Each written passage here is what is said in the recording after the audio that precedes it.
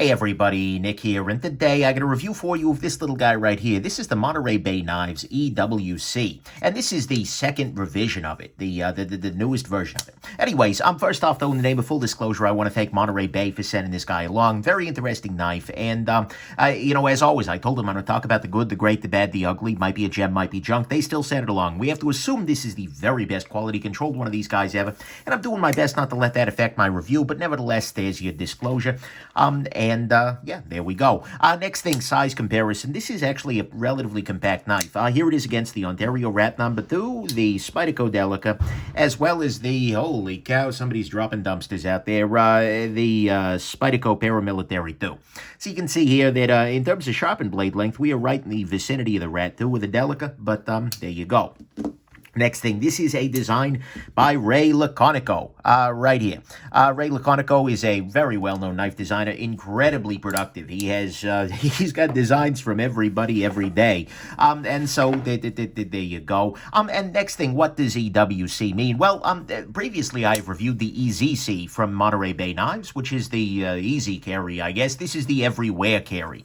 And the reason it's called that is because this is a slip joint knife. There is no lock to this knife, which is actually, believe it or not, just okay, just fine here. It's done well enough that I really don't care, but that's what's going on here. Then finally, a quick note. This is actually the version 2 of this particular pocket knife. I already went ahead and I did a review of version 1. And I did that review and it never went live. The reason for that is simply because, well, they sold out by the time that, and so I waited for the second batch. But then they let me know, Sanford over at Monterey Bay let me know that, hey, version 2 is out and we fixed some of the issues that you brought up, because I mentioned to him some of my problems in a talking with him, and he said there were a couple of tweaks here. Would you like to take a look at version 2? So yeah, absolutely. In the name of full transparency, I've gone ahead and I've linked to version 1 down below. The full review of version 1 is down there. You're not going to find anything new here. I mean, I'm literally using the same notes, except I've made a couple of tweaks to reflect a couple of tweaks. But yeah, there you go. And then the disassembly video that you saw earlier is from version 1. I took version 2 apart last night, and it is identical in terms of disassembly at the very least. So anyways, let's go on ahead and jump into the good, the great, the bad, and the ugly of this very interesting little pocket knife right here. So on the good side, to start with, this is a super lightweight knife. I'll go ahead and I'll throw this guy onto my scale here. What we see here is this guy comes in at around 2.05 ounces for, come here, ruler. I know you're around here somewhere. Got me a ruler. There we go. For under 3 inches of, just under 3 inches of blade. That makes this stupid lightweight. This is really, really light. And you know what? It makes sense that it's super light because it has literally a lock bar and then the rest of it and a pocket clip and a blade. The rest of the damn thing is carbon fiber. It's great. I appreciate that very, very much. And so it is very, very light. It's also quite compact. I mean, if we put this guy up against, for instance, your Spyderco Delica, you see that this guy fits entirely within the silhouette of the Delica. That's a good thing. This is small, and it's also relatively thin, too, being about the same thickness as your Delica. So I appreciate that very much. This just disappears in the pocket. In a way, I say that often, but this is really disappearing. So that's good. Next thing, clip on this guy is absolutely good to go. It is a nice titanium clip. It is not the deepest carry option in the world, but at the same time, it's fine. It's got plenty of spring to it. It's attractive. It's not billboarded or anything like that. It's good to go. No complaints there. Next thing, price-wise, this is $180 for a really, really nice little carry knife in M390. M390 being one of the better production steels out there, if not the best, and it's been done well, at least in my version 1. So you know what? I got no beef with that price whatsoever. Especially given that this is a relatively unique thing with a really excellent action, I can't really complain. So, nice price. Next thing, this actually has some nice details to it. I mean, not only do you get the sort of Laconico groove here, the palm groove thing is sort of stereotypical Laconico, but you get very nice details on a couple of places. So, for instance, if we look at the pocket clip here, it would be very easy for this just to be slab-sided. But no, there's actually milling on both sides of this clip here. And the clip itself, the top of the clip, is contoured, which makes this guy actually quite nice in the hand. It's there are a couple of little tiny hot spots here, but ergonomically speaking, this clip is not a hot spot, and a big part of that is because they went the extra mile to round that clip off. There's also the cutout in the clip. One other thing I'll comment on is they've got the maker's mark, and it's on the lock side. that didn't even, on the clip side, there we go, that makes sense. It's actually a very nice maker's mark generally, and it's beautifully engraved. They've put that in very, very nicely with a nice deep etch. It almost looks like it was, I don't know how they're doing it there, but it's well done. And so that's good. And, just overall, I got to say, I'm very impressed with the knife. The construction on it is absolutely good to go. And so it's got those nice details. Next thing, this is using an interesting flipper approach. It's kind of got a back flipper. I don't know if the proper term for this is, but the way that this thing works is that you just pull back on this little tab here. And as you pull back on the tab, it kind of comes back over and then eventually, and so given the fact that the detent is good on both sides, it is absolutely very easy to open, just pulling straight back there, and there's no pocket pecking, by the way, because this is hanging down below everything else in your pants, and so that's good, and it's a really great flipper tab. I understand that that's not something that's possible on most knives, particularly liner or frame locks, where you need, come here, liner or frame lock.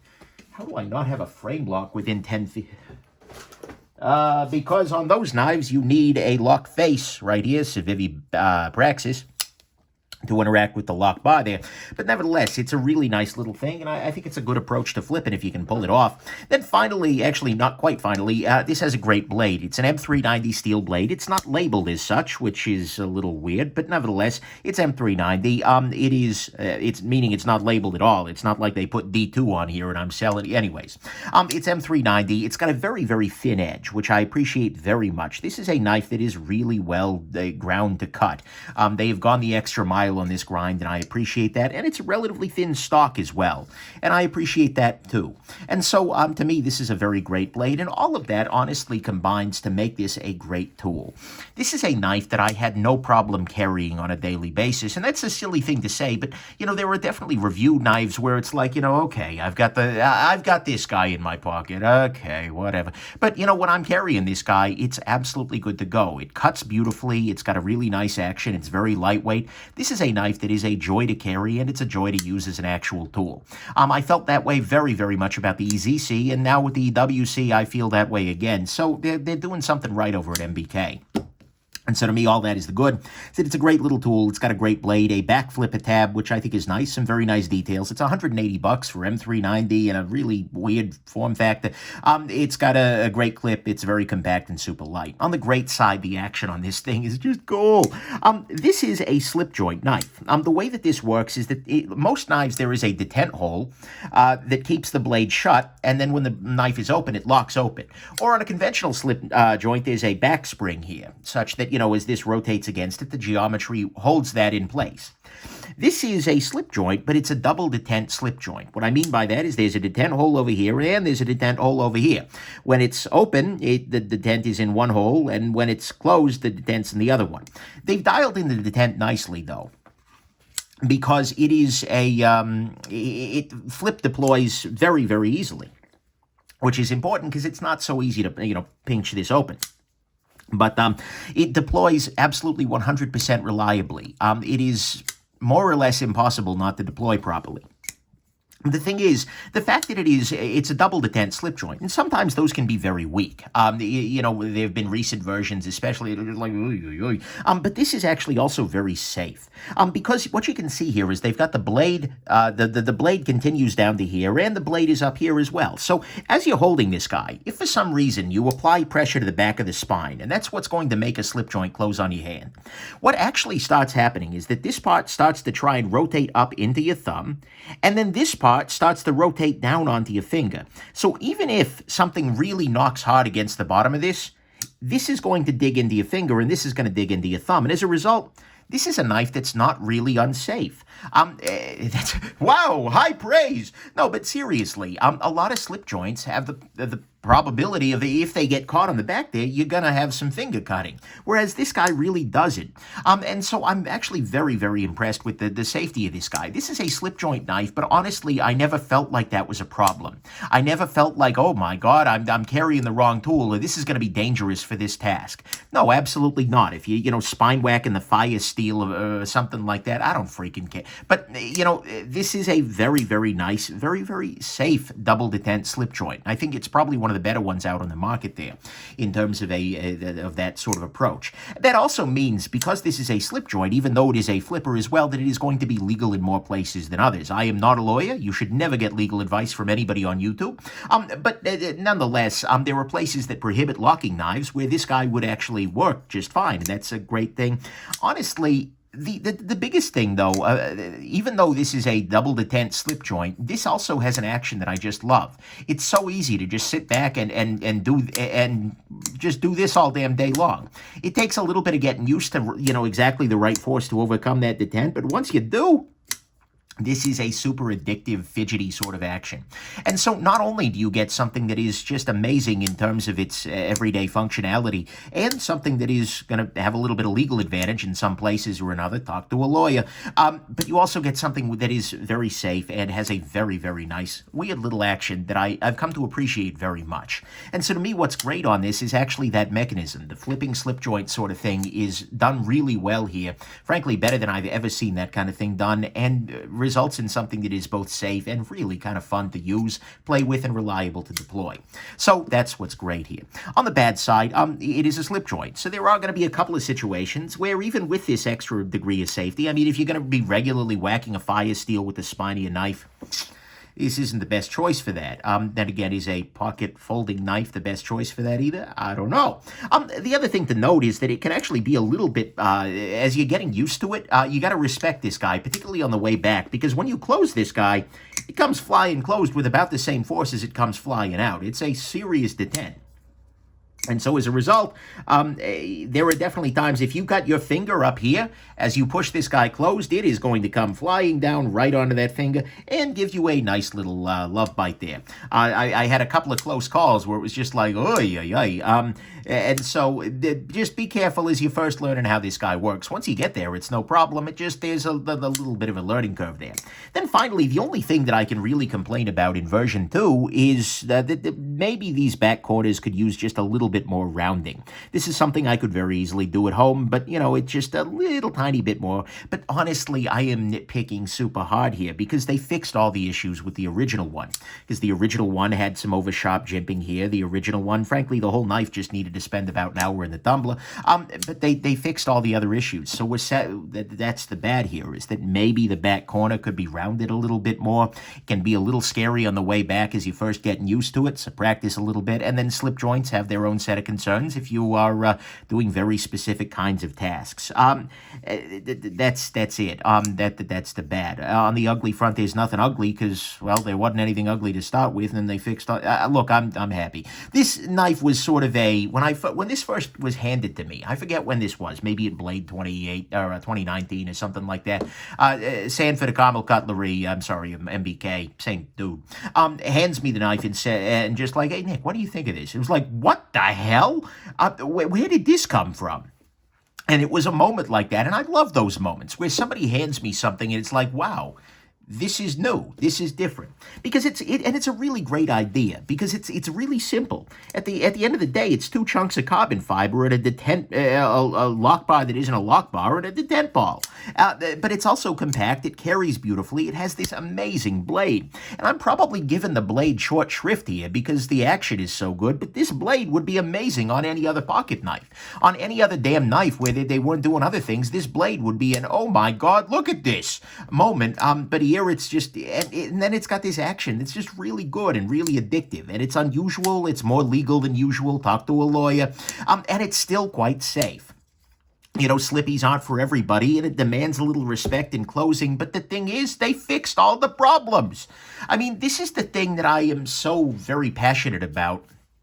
Is iteration. The companies that will do one run of a knife and then they're over, never end up doing something like this. And one thing that I really respect is that Monterey Bay made the fixes. They went through and they said, yeah, that's a little sharp. We'll fix that.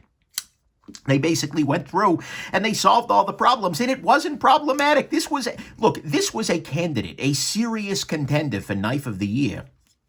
2019 as it stood with those problems. Now that they are fixed, it is freaking amazing. It is a very cool knife, and honestly, it is a breath of fresh air in a world of boring flipper frame locks because it is so damn different. It is so light, it is so effective with this stellar blade and an action that is really, really addictive. And so as a result, we end up with a knife that was a gem before they fixed most of the bad things, and the rest of the bad things are really subjective. And then they fixed all the bad things, so it's like it's a polished gem. This is absolutely a wonderful knife. This is a knife that I absolutely am keeping around because I think it is a really cool piece. It is a different piece. It is something that is unusual in a world where there is more and more boring vanilla flipper frame locks every damn day of the year. I mean, it's not going to be for everybody, certainly, but I think it is different enough that a lot of folks, particularly jaded knife geeks, you know, with the Blade West, a couple of people, you know, said, "Hey, Nick, what's exciting you here? What's new and different?" And a couple of times I brought people over to the Monterey Bay table to take a look at this. I actually had gotten my original one just a couple of days before then, but it was just like, whoa. And I think even for a lot of jaded knife nerds, this is actually going to be something that's very interesting to them because it is so different. It is a breath of fresh air in a world that feels increasingly just like we're going to keep doing the same thing over and over again, and you're going to keep buying it because I'm going to scream limited edition louder and louder and louder until you think it's new. Whoa, hold on. I think some bitterness just escaped there. So I think a lot of folks are going to be interested in it. But the thing is, even putting aside the novelty, even putting aside the fact that this is new and different, a little bit weird, it is a very, very nice daily tool. And at the end of the day, particularly if having a slip joint is a legal benefit, this will be a magnificent choice. This is a tool that is a great tool independent of all the stuff that makes it great. And that's a really beautiful thing. So this is a gem. This absolutely, I mean, this is really, really, really good. I'm kind of gushing here, but at some level, they took a knife that I loved and they made it better. And God, is that what you need to do in the world? So this is beautiful. I highly, highly recommend this knife. And if you're looking for something a little bit different, something that's an excellent tool, and something that's, you know, just frankly cool, you should absolutely consider picking one of these guys up. So Monterey Bay, Ray, good freaking job. Keep up the weird work, because this is a breath of fresh air, and this is exactly the kind of thing that I think the knife market needs as we're moving here into the 2020. So there you go. Hope this has been interesting to you, and have yourselves just an absolutely wonderful rest of your day. Bye now.